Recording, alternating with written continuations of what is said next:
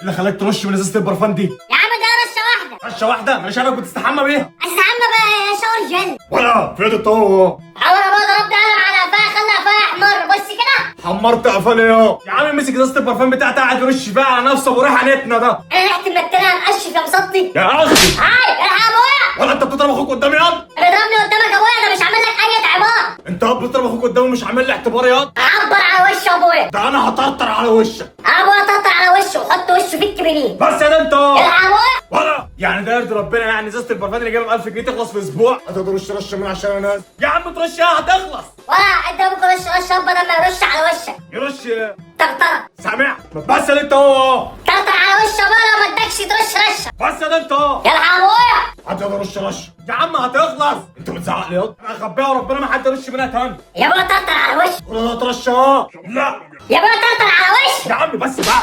هاي يا ابويا ضربني تاني. ولا انت بتضربه تاني ليه يا؟ يا عم طرطر على وشه وريحني بقى. وحياة امك لو ضربته تاني هطرطر على وشك فعلا. اول ما اعملها. هو انت ليه جاي معاكم ان انا وشي مبوله؟ انت ترش رش لا خد يا بابا انا مش هدي حد تاني يرش من البرفان بتاعي. انا بس هترش رش احسن. يا ابويا قلت طرطر على وشه. ابعد الواد ده عني عشان ما بنكش وشه.